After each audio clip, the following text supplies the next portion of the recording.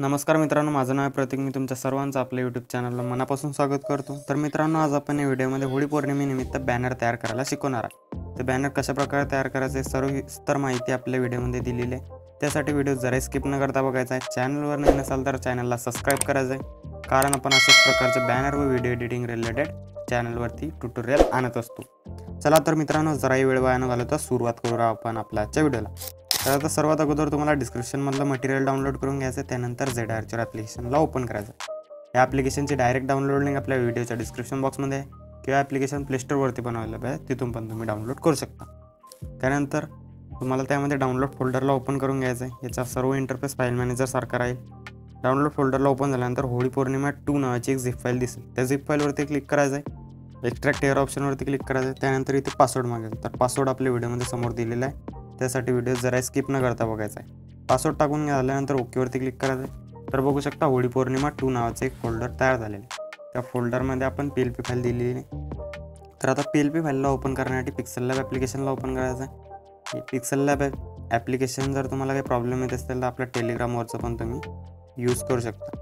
तर आता normal pixel lab open झाल्यानंतर इथे 3 डॉटवरती क्लिक करायचं. ओपन .plp फाईलवरती क्लिक करून .plp ऑप्शनवरती क्लिक करायचं. आणि इथे जा इंटरफेस आहे आपण फाईल मॅनेजर सारखा राहील. इथे आपल्याला ज्या फोल्डरमध्ये आपण फाईल एक्स्ट्रॅक्ट केली होती त्या फोल्डरला ओपन करायचं आहे. त्यानंतर ओपन आणि ॲड ऑप्शनवरती क्लिक करायचं आहे. तर बघू शकता अशा प्रकारे इथे PLP फाईल आपली ओपन झालेली आहे. तर यामध्ये तुम्हाला काही डायलॉग वगैरे चेंज करायचं असेल तर लेअरवरती क्लिक करायचं आहे.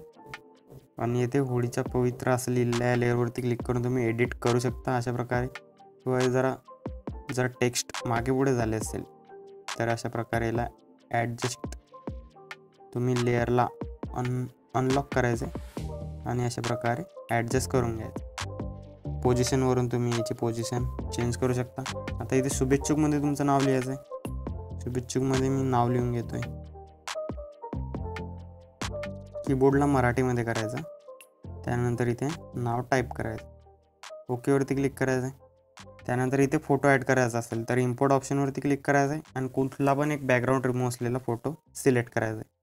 तो फोटो सिलेक्ट केल्यानंतर तुम्हाला इथे सिम्पली अशा प्रकारची साईज वाढवून घ्यायची आणि इथे तुम्ही अशा प्रकारे फोटो लावू शकता, किंवा इकडे पण लावू शकता किंवा इथे पण लावू शकता. जर तिथे लावला तर तुम्हाला टेक्स्ट जर जास्त लांब वाटत असेल तर टेक्स्टला इकडे पोझिशन ऑप्शनवरून तुम्ही टेक्स्टला इकडे सरकू शकता. अशा प्रकारे इथे फोटो ॲड करू शकता. तर आता हे सेव्ह करण्यासाठी काय करायचं, 3 डॉटवरती क्लिक करायचं. एक्सपोर्ट इमेज ऑप्शनवरती क्लिक करायचं. डिफॉल्ट डाटावरती येऊन सेव्ह टू गॅलरी ऑप्शनवरती क्लिक करायचं. याने हे बॅनर फुल HD क्वालिटीमध्ये तुमच्या गॅलरीमध्ये सेव्ह होईल. तर आजचा व्हिडिओ कसा वाटला मित्रांनो कमेंट करून नक्की सांगायचं. या व्हिडिओचा पार्ट 1 पण आपल्या चॅनलवरती आहे. त्या पार्ट 1ची लिंक तुम्हाला आपल्या डिस्क्रिप्शन बॉक्समध्ये मिळेल, किंवा वरती आय बटनवरती पण तुम्हाला तो व्हिडिओ मिळून जाईल. तो पण व्हिडिओ बघून घ्या. तो पण व्हिडिओ एकदम जबरदस्त झाला आहे.